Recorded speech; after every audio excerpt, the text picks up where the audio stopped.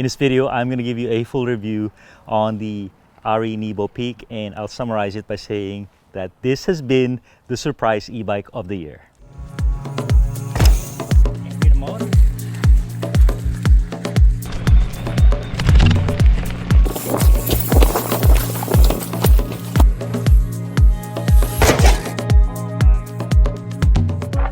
FC here from E-MTB Review, and I did an intro video on this bike about 3-4 months ago, about right here, and now I have ridden it so much and I've loaned it to a couple friends, beginner and expert, and they have some impressions to share that you might be able to relate to.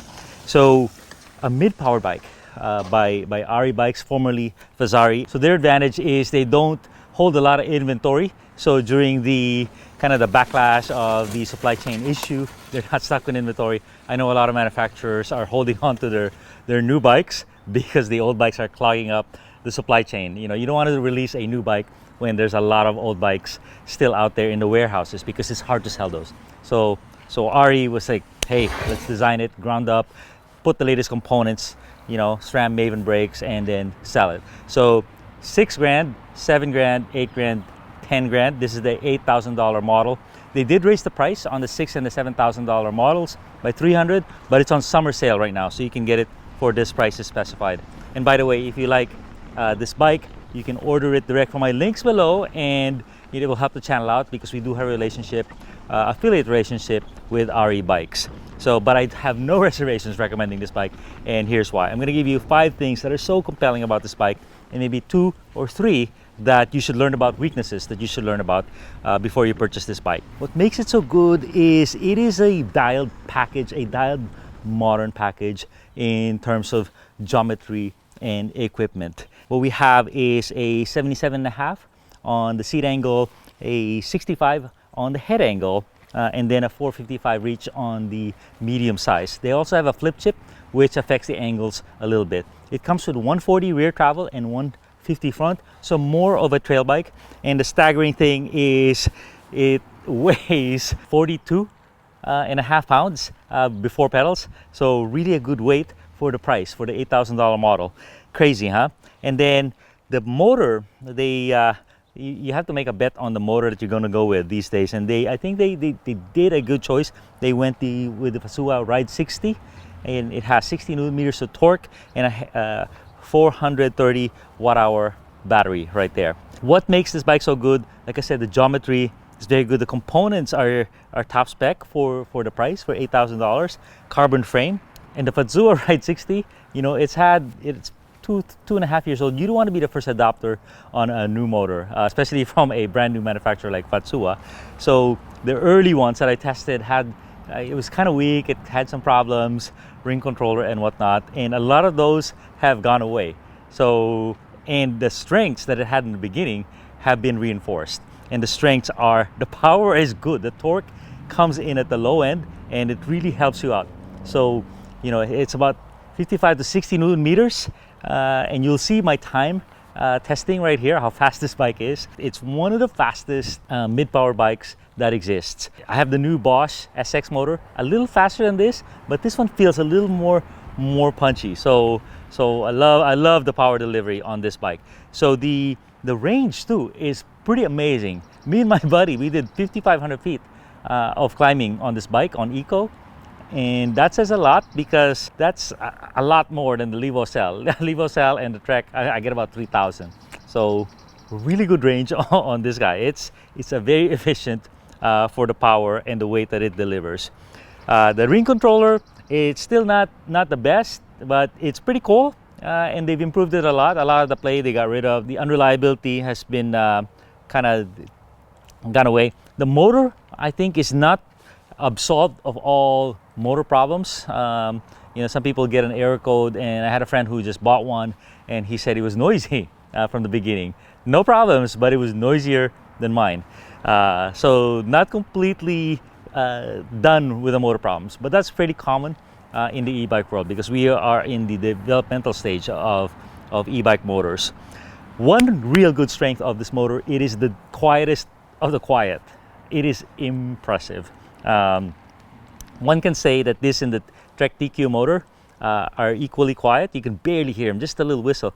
But at similar power levels, this is more quiet than the Trek, and this is quite a bit more powerful than the Trek TQ motor. So that is a strength. It's fairly discreet as well. You can't tell to the untrained eye that there's a motor in there, so it doesn't affect any of the geometry and the real estate. This bump right here is the motor. So a little bit of they could have tilted it like this, but most people try to straighten it out so they can have room for the water bottle. So pretty decent room here for the water bottle, regular size, even with a reservoir shock. And they did protect the down tube right here quite well. Riding impressions, what's good about it? It is an agile machine.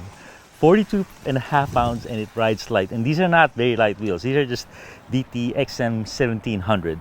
So I'm planning to put carbon wheels on it and it's gonna be even better. I put mullet, so slackened it out a little bit, lowered it a little bit, and man, it really woke up. I was like, okay, now I can keep this bike. So that is a core strength. It's an agile machine. It loves to jump, you know, loves to move around, and you could tell, you know, the Ari guys and the team, they were throwing this bike around. It basically, people are like, is that an e-bike? It doesn't look like an e-bike, it doesn't ride like an e-bike. So it's only when you're climbing the steepest hill that it reveals that it's an e-bike. So it really kind of is the promise of the Levo SL introduced 5-6 years ago, where, you know, it's the nice middle ground. And to me, I can keep up with my full power friends because I'm a little stronger than them. The speed on this on turbo is as good as their trail. Maybe not as good as their turbo mode, but no problem keeping up on steep hills. Now, if they go on turbo mode, you know, I'll get left behind a little bit. Also, the range is better. A 700 watt-hour battery definitely has more range than this. Maybe 30% more range. Okay, another plus of this bike is the frame. The frame is light. They said the lightest that they've ever made, and it's really compact and handsome. It just moves underneath you, not in the way. And look at this dropper post.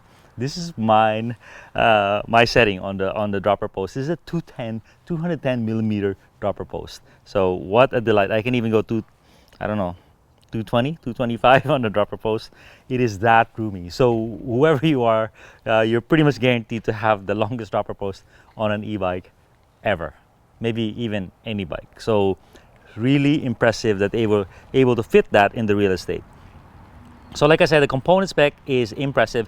$8,000 bike, but this RockShox, the new RockShox, so good. The Maven, it is the most powerful brake I've ever tried. Really impressive. The one downside of the Maven is, you know, this stroke, the free stroke, is quite heavy. It's about 800 grams to actuate that. But when you get to the contact point itself, a little bit of a floating bite point as well. When you get there, there's nothing like it. In fact, I had 180 rotors front and rear on it, and I had no problem. I just wanted to try 180, 200. Normally I ride 220,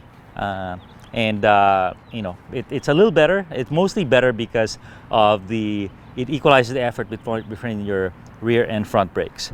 SRAM XO T-type transmission is just perfect for e-bikes because you can shift without really getting off the power. You know, it's a more natural way of riding where you could, you know, shift more freely. And you don't want to shift under full power, but this one can handle some load. It does have a 1.5 inch head tube, so you could do an angle set if you want to change your angles a little bit more. But I do like that when I put a mullet on it, you know, it slackened it up. You know, the 65 became like a 64, and the seat angle could handle it. 77.5 became 76.5. So it wasn't too detrimental. The reach shortened by a little bit, maybe 450, but it was still fine. So versatility with mullet. I couldn't shorten the chainstays anymore because it was already shipped in the short mode. What's not so awesome about this bike? I would say just two things. The big glaring one is there's no extender battery. So, and this is no fault of Azari or Ari. You make a bet on the motor. They said they were going to have an extender battery, 200 watt hours, and this would just make this thing a slam dunk. The extender battery didn't come last year where it was promised, and it's not coming this year. It's probably going to come in 2025. It'll be here when it gets here. So definitely a really missed opportunity on the extender battery, because basically what the extender does is now you have modular batteries. You can tailor it to your long ride, your weekend ride. You can have two of them. You can ride in turbo all day to keep up if you're the weaker of your group and you want to keep up with full powered guys. But without that, you don't have that option.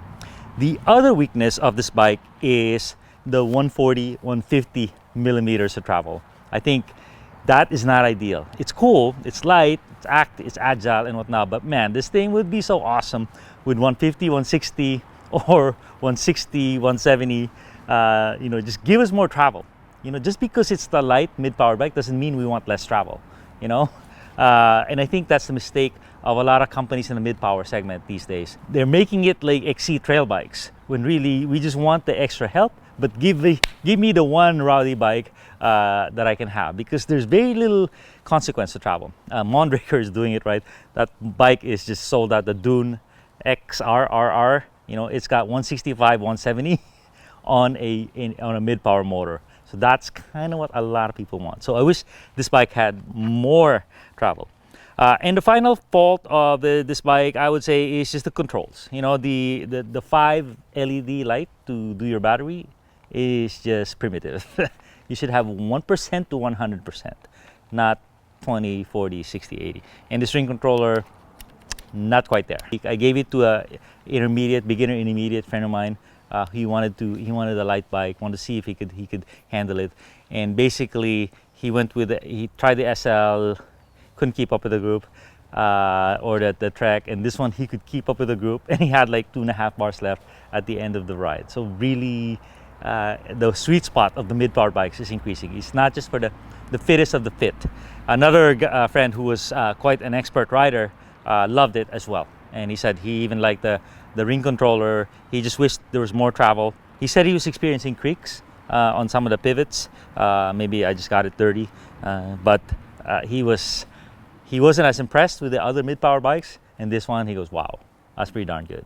And it's not 12,000 or it's not 14,000. Quite a bit to say about the Ari Nebo Peak. I think they hit a home run. And depending on the spec you're looking for or the color, it's available in 2 colors, white and this reddish color.